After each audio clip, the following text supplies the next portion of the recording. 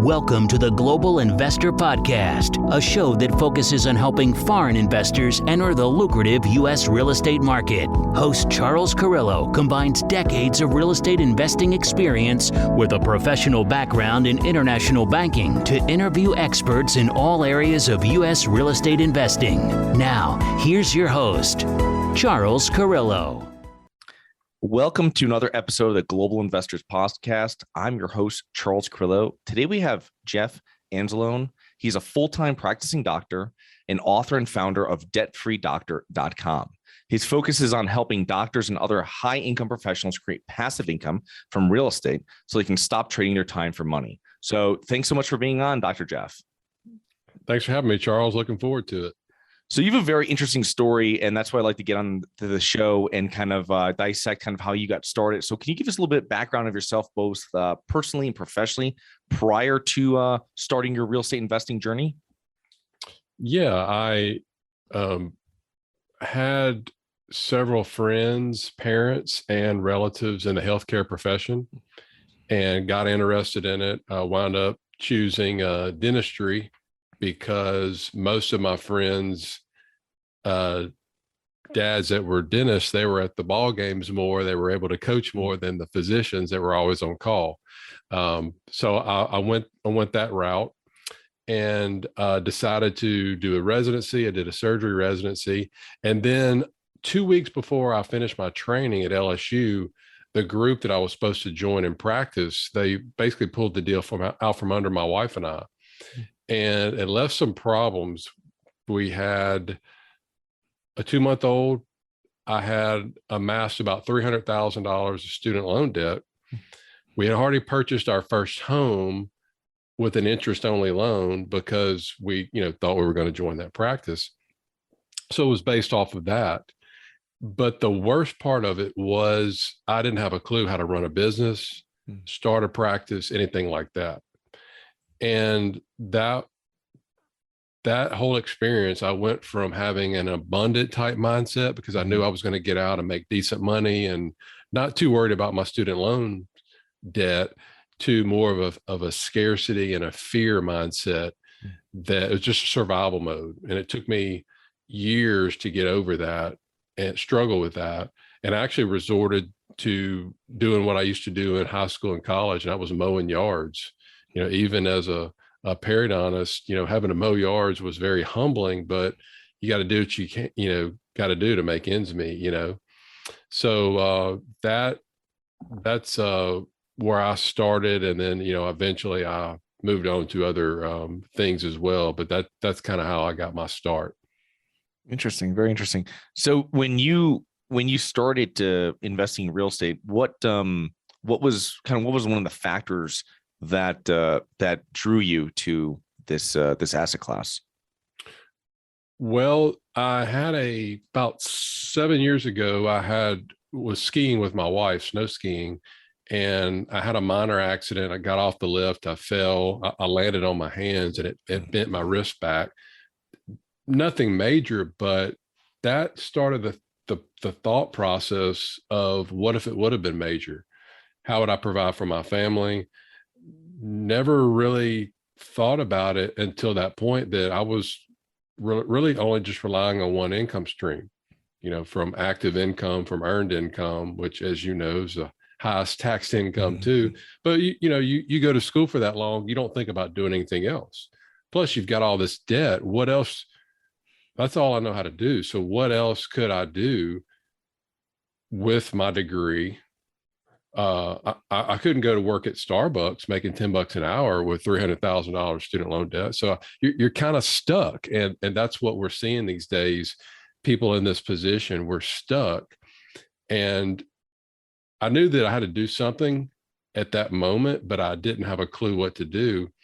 So I started researching it and started looking at other successful people, millionaires, that sort of thing. And there was 2 facts that I stumbled across that helped guide me in the direction that I chose. Number one, over 90% of millionaires have some sort of real estate in their portfolio. At that time, I had 0. And the average millionaire has anywhere from 3 to 7 streams of income. And at that time I had one. And again, at that time, I didn't have a clue what to do or how to do it. I just knew that that was the direction that I needed to take. And I started to educate myself. I mean, everything is literally free online, between YouTube videos, podcasts like yours, books. I started going to meeting with people, figuring out what was best for us. But that's how I got started. Interesting. And what was your first real estate investment when you actually pulled the trigger? I started doing some crowdfunding back when it just kind of started in like 2016, 2017-ish, like that, and was doing just some real small debt deals, like $1,000 or $2,000 online. Didn't have a clue what I was doing. I was just looking for which one had the biggest returns, and the which property looked the best pictures, which, I mean, anybody can throw up a website, which I later learned and got burned from. But anyway, that was how I got started. Interesting. Yeah, I was talking to one of my financial advisor buddies, and he was telling me two things about doctors. He goes, each doctor we have $200,000 plus in debt, and the ones that really make their money, they're making it not from actually doing doctoring practice, but owning the practice and having other doctors under them, which actually turns it more into a real business, not as much self-employed. So I thought that was kind of interesting when he told me that. But so what is your company's current investment strategy? Now you're on the other side. You're not passively investing, really. You're really on the other side, raising money mainly. So what kind of properties are you guys looking at? What types of properties and markets? I got interested. Luckily, I came across passive investing because I'm just busy doing what I'm doing, and I didn't want to take time away from my family and that sort of thing. And luckily stumbled across syndications. Didn't have a clue what it was, but and as you know, it acts very similar to a putting your money in a mutual fund. You just put your money in, and you don't have to worry about it anymore. And with the syndications, you don't have to worry about tenants or having to deal with their issues or keeping the building occupied or maintenance or anything. It's somebody else takes care of that for you. And I tell doctors all the time that, and other professionals, that your best wealth building tool is your income. Focus on what you trained the last 20 years to do. And, the more that you make, the better that you get, the more that you make, the more you can invest, and let somebody else, do that. And luckily, and I started to write things down and started a blog and started to write things down that I thought that people out there that were in my position needed to know. And I was doing that for about 3 years.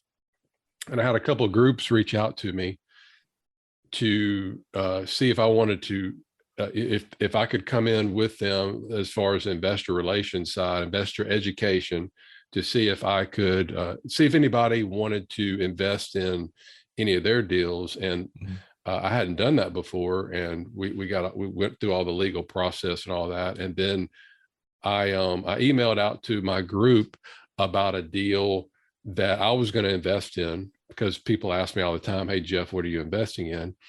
Did my due diligence. I was investing in this deal, and I asked them, "Hey, if I basically put it out, so, hey, here's the deal that I'm investing in. This is all about it. Here's the links, they can look at it." And that was very successful. That was September 2020. And that was the start of me starting to work with, different groups to help bring investors to their deals, but ones that I'm personally investing in myself. Right. Yeah. So you had that alignment of interest. Yeah. And the majority of the ones that I'm in are multifamily. And then I got into a couple of hotel syndication deals last year as well. Nice. Yeah. It's one important thing that I see is that a lot of people joining to be active real estate investors where we are now in this portion of the market cycle. And I think it sounds like everybody wants to be a real estate investor. And I tell people, well, if you don't really love real estate, passive investing, you're going to make more money spending another 3 to 5 years in your profession, like you said, 20 years you're doing it, and invest that additional money into real estate passively. I see that as a thing that people are trying to, like, they don't like their job, or they're trying to get out of it really quickly and they want to be active. And it's sometimes is a little bit, counterintuitive, where you can kind of just focus, like you said, on something that you've been working on for 20 plus years and continue that and build it, because you're probably going to be able to scale that to a higher income faster than starting something from scratch. Because I think most people, like you said, they've been sold on passive in real estate, and they feel that everything is passive, and it's definitely not. I mean, there's a lot of work that goes into managing a property, even if you're just taking care of the asset management on it. Right. So what types, investors that you're really looking for, I take it it's mainly doctors and professionals. I would say the majority, because they can align and understand your story. How are you really reaching doctors? You have your website, you're going on podcasts, after you're reaching out to them initially, and how do you really prepare this new group of people, potential investors, to invest with you in the future? I started a YouTube channel last year, which probably out of all the things that I've done, it seems like I make more connection with people. And that's mainly because I started watching more YouTube videos. And, you can read an article or listen to something, a podcast, but once you see somebody and, you just make that connection. Mm-hmm. And I've had more comments in the last less than a year from the YouTube videos than I have like in 4 years from my blog. So I can really tell, and I enjoy, making the videos and doing that sort of thing. But I just, like I mentioned earlier, what I think people should know, or maybe to not always about the real estate. It's about the different way you have to think about things. A perfect example is we're always taught about always focus on how much money you make, go after the job with the biggest income. And that's the only way that we've taught. So I like to tell people other ways, to give them options. If that's what you want to do, that's fine. But to me, that's not as important as how you make your money. Would you rather work 100 hours a week making $300,000 a year, or work 5 hours a week making $100,000 a year? You can do that as an investor, as a passive investor. So it's stuff like that. So putting out material, putting out a video or an article about something like that, and again, that prepares people how to do that. And then the process somebody goes through, okay, if they're ready to invest in something, well, what are the different steps they need in order to know what type of investment should they invest in? Who should they work with? What are the steps that are involved with that? So I walk them through what I've done in the past, the mistakes I've made, and hopefully they won't make the same mistakes. But that's the process that I go through, and that's how I reach people. And it's funny how many people I connect. I guess people can relate to that. I'm not pitching or selling anything. I'm just basically just sharing my story and giving information out, and making connections with people. Interesting. So what are common obstacles or objections that your potential investors usually have? Because you're highly educated. I imagine the majority of your investors are right alongside you there. Myself being an entrepreneur first, I can usually compare and align myself more with entrepreneurs that are interested in investing. What kind of obstacles would doctors usually have, or for, I imagine, other attorneys and other professionals that come to you before they invest? If I were to say that the top one, it would be analysis paralysis. And it's not a lot of them, but the ones that, they know more, as much or more about real estate than I do. They've been talking about, I've looked at this deal and that, and they know all of the lingo and terms. And I say, well, how many deals have you invested in? They said, well, none. And they've been doing this for 3 or 4 years. And you just can't help people like that until you take action. they'll, in 10 years from now, when I'm long gone, retired, enjoying myself, they'll still be calling people. Hey, I'm still looking at stuff, not doing anything. So at some point you've got to trust yourself, trust your knowledge, trust who you're working with, and you got to jump in at some point. I'm not saying go all in, put all your life savings in something, but start to test the waters once you know enough to where you're comfortable to do that. That's great advice. So what would you suggest to new real estate investors or real estate investors that are new to raising funds? And I mean, you worked on your blog, then YouTube really did it. What would you suggest to people that are looking to put out a platform maybe like yours, or start growing reach like you have to build your investor base? I think the key is finding a niche that you're most familiar with. With me, it was easy. And there was a mastermind group that I was in that they about the same thing. People wanted to start raising money, and there was all new people, and they had me on one of their mastermind groups. And there was one lady I kind of got in to it at the back end of her conversation. So I didn't really hear much about what she was saying, but she was just asking all these questions. I don't know where to go from here, and this and that. And I asked, the only thing that I asked her, and I said, and I was looking at her website because she had a lot of questions about her website she was starting.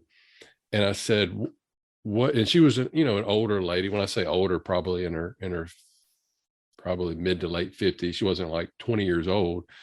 So I thought that maybe she had done something in the past as far as for work. And I asked her, I said, did you do any type of work before what you're doing now? She's like, yeah, I'm an attorney. And I said, well, from what I'm reading on here on your website, you're trying to be everything to everybody. I said, why don't you just focus on attorneys? And it was almost like the light bulb came on. It's like, yeah. I said, you know the language, you know the lingo, you know the pains, the struggles, the headaches they have. I mean, that's the easiest way and I guess that people think that they, again, it could be a scarcity mindset. You don't want to leave out anything. So, there's only so much to go around, but with her trying to reach everybody, she's not going to be near as successful if she just focuses on that. So that would be my main suggestion would be focus on what area that you know best. Right. So find that niche and then go deep in it too. Awesome. So you look at a lot of deals. I imagine you're turning down a lot of deals from partners until you find the ones that work that you can provide to your. You see real estate investors make. It could be in any part of the business. I would say it's probably goes from them not having any type of goals to pursue, or they don't have any type of guidelines or anything. Or for me, with two teenagers, I'm more risk averse. So if I'm looking at 20 deals, well, then if I look at a bunch of newly developed, higher risk, I can automatically get rid of those instead of spending all. So I think you should figure out what works best for you first. And, for me, I know exactly the types of deal I'm looking for. I know the kind of the types of returns I'm looking for. And then once I get those, then I can narrow them down a little bit better. So I think start with setting some goals first and what your risk tolerance is before moving forward. Yeah. So really outline that criteria prior to pinpointing deals that you want to work on. Exactly. What do you think are the main factors that have contributed to your success? Being a student of learning, I think probably one of the bigger things that probably most professionals, when I say professionals, people that go through more education than just college, you go through so much training. It's almost like, hey, I'm graduated now. I never have to pick up another book or study anymore. And I think that's many people in that position, that's their downfall, because that's when the learning starts. Right. And being a continuous student of the game, keep learning, I've always loved to read, but if you don't like to read, you can listen to audiobooks, again, podcasts, YouTube videos, but just being a constant reader, curious, networking with people, that would probably be one of the things that I would definitely recommend. Okay, awesome. So how can our listeners learn more about you and your business, Jeff? A couple ways they can go. Well, the main hub, I would say, would be going to the website debtfreedr.com, and there'll be a link there to subscribe to the YouTube channel as well. And those are the two main ways. Or if they want to email me, they can, jeff@debtfreedr.com. Okay, awesome. Well, I will take those links. I'll put them into our show notes. And when it goes live, people can click those and follow you and reach out to you. So thank you so much for coming on today. I really appreciate it. And have a great rest of your week. All right, you too. Thank you. Bye-bye. Hi, guys. It's Charles from the Global Investors Podcast. I hope you enjoyed the show. If you're interested in getting involved with real estate, but you don't know where to begin, set up a free 30-minute strategy call with me at schedulecharles.com. That's schedulecharles.com. Thank you.